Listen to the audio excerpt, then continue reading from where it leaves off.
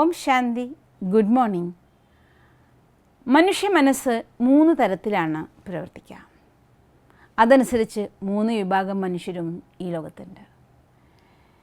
ഇവിടെ എല്ലാ മനുഷ്യരും തെറ്റ് ചെയ്യുന്നത് അറിയാത്തത് കൊണ്ട് മാത്രമാണ് അല്ല.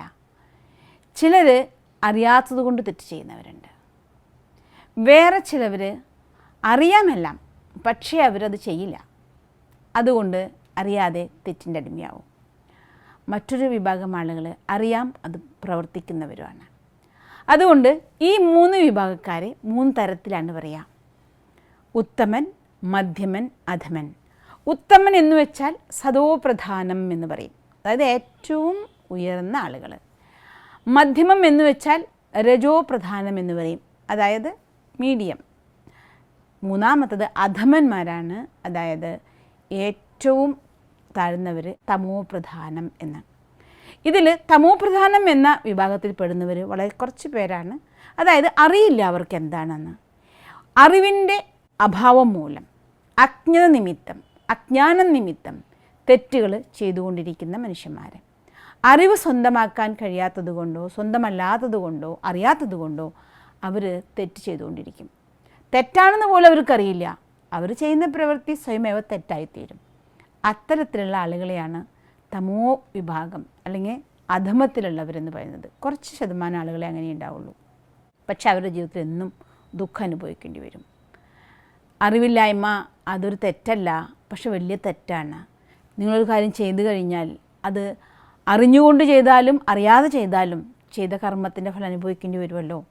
അതുകൊണ്ട് അറിവ് നേടുക എന്നുള്ളത് നമ്മുടെ കർത്തവ്യമാണ്.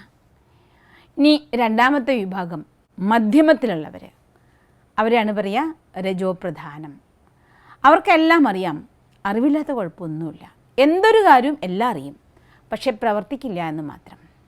എല്ലാം അറിയും, ഇങ്ങനെയാണ് ചെയ്യേണ്ടത്, ഇങ്ങനെ ചെയ്യരുത്, ഇതാണ് പറയേണ്ടത്, ഇങ്ങനെ പറയരുത്, എല്ലാം അവർക്കറിയാം. പക്ഷെ അവർ പ്രവർത്തിക്കുന്ന സമയം ഈ അറിവുകളൊന്നും അവരുടെ കർമ്മത്തിലുണ്ടാവില്ല. അറിവനുസരിച്ച് പ്രവർത്തിക്കില്ല. നോക്കിക്കഴിഞ്ഞാൽ മിക്കവാറും ആളുകൾ ഇങ്ങനെയാണ്. അവർക്ക് തെറ്റ് ചെയ്യുന്നത് എന്തുകൊണ്ടാണ്? അറിയാത്തതുകൊണ്ട് തെറ്റ് ചെയ്യുന്നു എന്ന് ചോദിച്ചാൽ അല്ല, അവർ അറിഞ്ഞിരിക്കുന്നു, പക്ഷേ അതനുസരിച്ച് പ്രവർത്തിക്കാൻ തയ്യാറല്ല. മനസ്സിൻ്റെ ഒരു അവസ്ഥ, എല്ലാം അറിയാം എങ്കിലും അതനുസരിച്ച് പ്രവർത്തിക്കാനുള്ള ഒരു ഉത്സാഹമില്ലായ്മ. അപ്പോൾ അവരെയാണ് രജോപ്രധാനം അഥവാ മധ്യമത്തിലുള്ളവരെന്ന് പറയുന്നത്.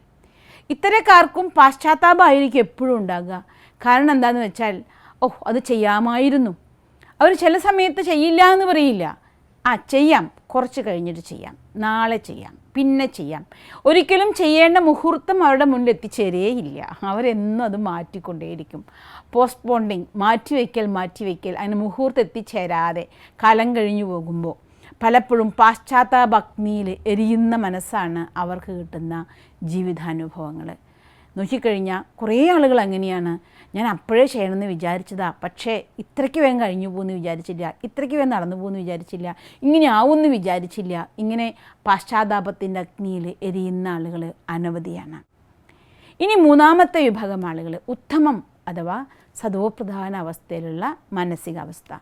അതായത് അറിയുന്നു, അറിഞ്ഞ കാര്യത്തെ അവർ പ്രവർത്തിക്കുന്ന സമയത്ത് ഒരുപാട് തടസ്സങ്ങൾ അവരുടെ മുന്നിൽ വന്നെന്ന് വരാം.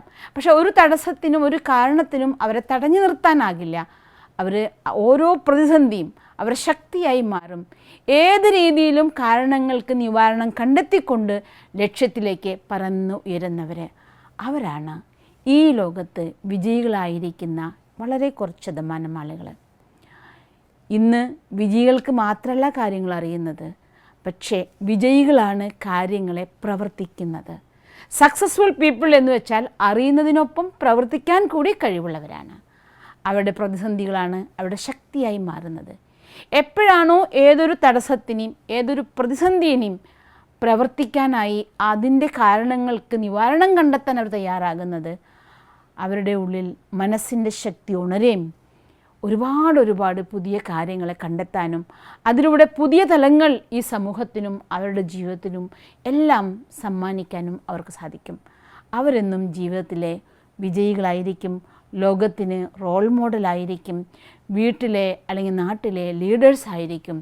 അവരാണ് ഈ ലോകത്തിൻ്റെ നായകന്മാർ. അറിയണം, പ്രവർത്തിക്കണം.